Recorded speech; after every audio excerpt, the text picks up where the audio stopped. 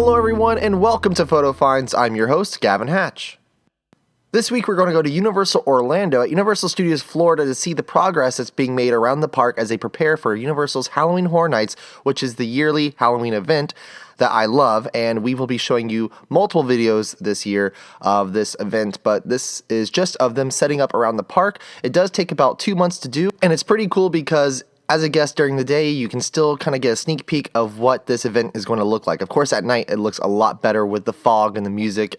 It's crazy. So if you haven't been, you need to go, but let's go ahead and take a look at what they have so far. Now, in the very front of the park, now these are all throughout the park, but in the very front over by the Hello Kitty store, you can see they do have tents already being set up. These were put up, I want to say about 3 days ago for the, of course, bars, and they will also be serving food all throughout the park. They have all kinds of specialty food items that they only serve during Halloween Horror Nights. It becomes a fan favorite. Patrick loves the potato skins, or I don't know, it's potato swirls on the sticks.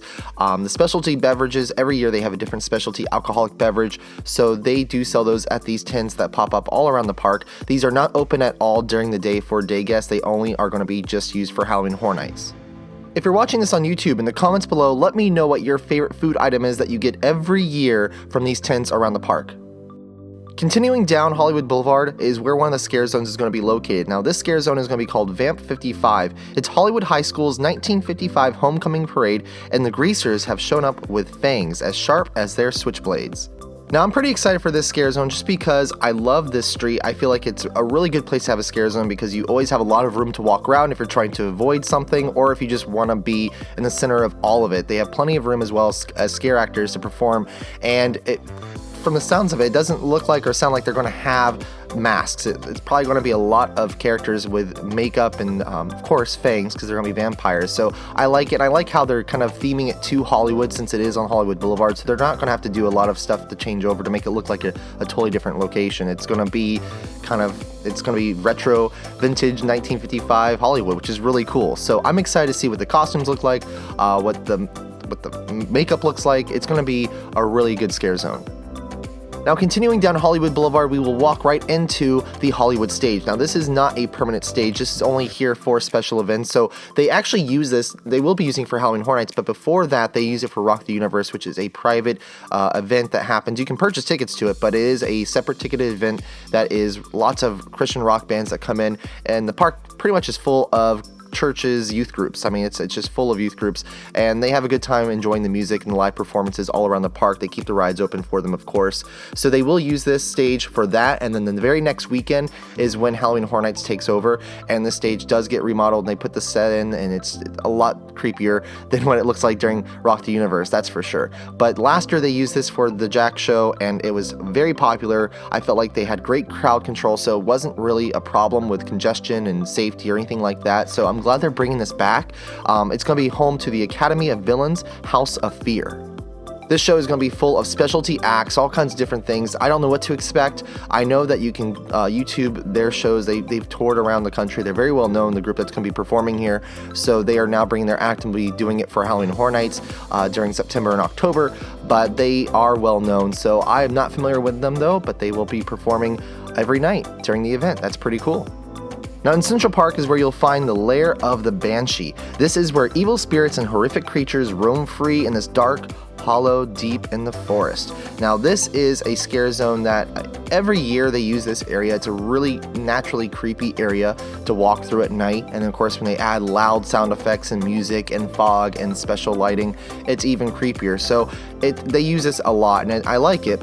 But they don't really, it's in the woods, so of course every year it's always kind of the same type of woodsy feel theme to it, but this year it does look a bit different. It looks like they are using some really unique lighting that I haven't seen before, so I wonder what it's going to look like with the lighting in here, and of course they're going to use lots of fog. They also are going to have lots of boo holes, kind of like, that's why I want to call them boo holes in the streets. Usually performers don't have this in the streets. They have to hide behind buildings and trash cans, things like that. But it looks like they actually have these set pieces here, which is pretty impressive because it is a very narrow space. So the performers look like they'll be able to go into like these areas here and pop out and scare people. It's going to be a really unique scare zone. So I'm interested to see how it plays out. The thing that really stuck out about this scare zone during the day walking around here is that it's very detailed. These set pieces are very detailed. They have lots of natural looking moss growing on it and vines and lots of skeleton bones, lots of skeleton heads. It's crazy. And they do have them, of course, everything is fastened to the pieces, so you really can't take anything away as a souvenir, that's for sure. But it's very detailed. That's what I'm excited about, because it does really coexist with the Central Park area. Now, I want to know if the scare performers or actors will be able to go into the Central Park area and off the street, and so if you're trying to walk through there to escape and not get scared, if they'll still get you in there, that would be really cool. I hope they do something with that area sometime, if not this year, in the future, they really kind of transform the Central Park area and make it really creepy. Over at the entrance of Kids Zone, you can see there are more tents set up for food and beverages to be sold as you make your way to the 2 houses that will be in the back over by the ET Adventure. For those of you that are fans of Fear Factor Live, that show does not perform during the Halloween Horror Nights season because that theater is used for the Bill and Ted's Excellent Halloween Adventure, which is a fan favorite, a classic show that has been around since the beginning of Halloween Horror Nights. So that will be returning this year, but the theater does, mid-August, they stop performing Fear Factor Live and they start constructing the set for the Bill and Ted show. Now, of course, there are maps and media used all around the world for guests when they come. They bring it with them to the parks, and those maps do have the Fear Factor Live logo on them. So some guests are expecting to see that show when they come into the park. So they do have signs at the front of the park hanging over the turnstiles as you walk in saying that that show is currently not being performed, and they have this A-frame here at the theater to turn guests away. Now, over in the San Francisco area of the park, where the disaster ride used to be, this is where you'll find Dead Man's Wharf. The spirits of dead fishermen lost to the sea have returned to make the dock earn its morbid nickname. Now, I love this scare zone because it's integrated really well and well themed with the area of the park that it's located at. So it's right down the lagoon edge, so the water it makes it seem realistic. I'm sure at night it's going to be realistic, but during the day they already have a lot of stuff out here, and guests have to like walk and navigate through it. It's almost like a maze because it's going to be not a very big scare zone, but it's going to be jam-packed with, I'm sure, performers, and of course all these set pieces are very detailed.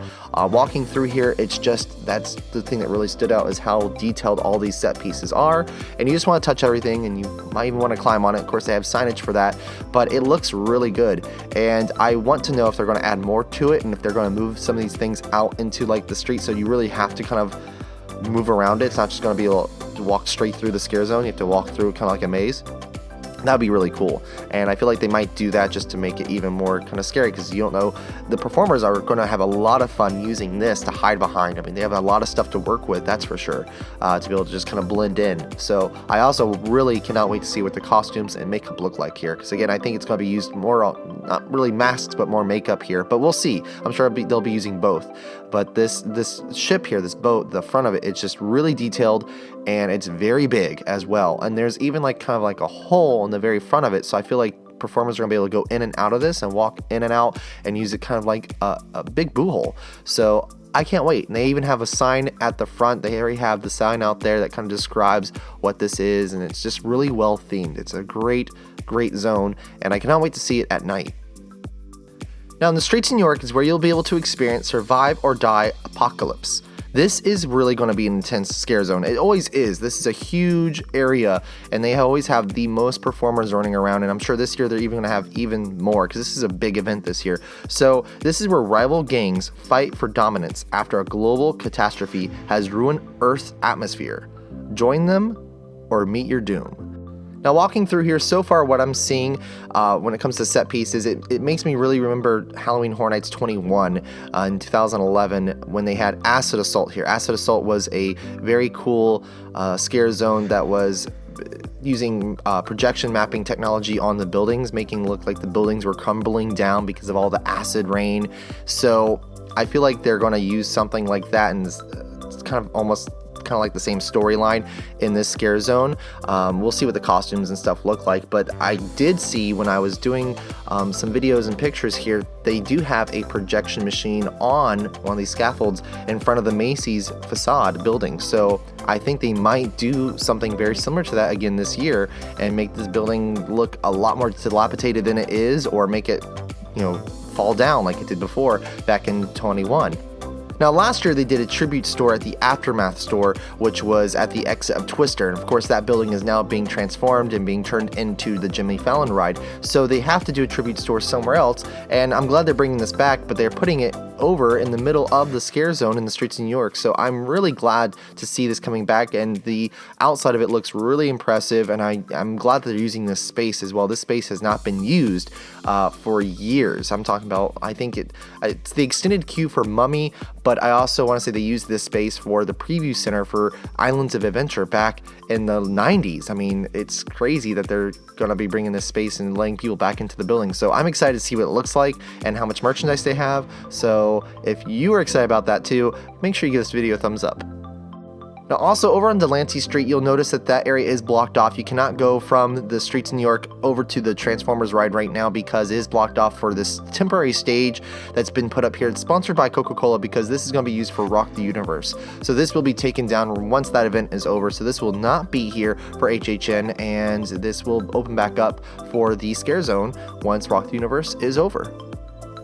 The very last scare zone we're talking about is the first one you'll see when you come into the park. It's called A Chance in Hell. This is where you can get ready for the audition of a lifetime. Chance may be locked away, but that hasn't stopped her. As the alarms ring and the bloody remains of those who try to stop her lie around, she's busy recruiting cellmates to join her in her biggest act yet. Now, they have stages set up around the street here. This is also another very narrow scare zone if you haven't been here before. So walking through here, you're going to see a scare actor, and there's going to be some sort of interaction going on. That's for sure. You can't escape it here. But they do have these stages set up, which I haven't seen being used before in this scare zone, or this area of the park, I should say, for a scare zone. So they will have, I guess, performers up there scaring people, but also probably it's going to be a chance for you to be able to take a picture because they'll probably have some elaborate costumes up there and being in the spotlight. So I'm excited. I'm sure they're going to add other elements to this after Rock the Universe, but as of right now, it's still already looking pretty good.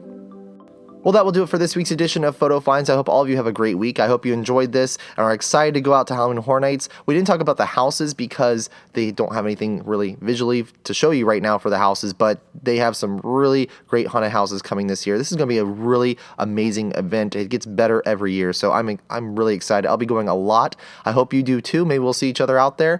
And Hollywood, if you're going to Hollywood, it looks awesome as well. I'm really jealous because they have The Purge out there. I was hoping The Purge would come back to Orlando this year, but oh well, it's really fun. I did The Purge years ago, and it was a lot of fun working that scare zone. So I hope they bring it back in the future sometime. But until next time, you guys, make sure you subscribe to Attractions Magazine and get out, have fun, and enjoy those parks.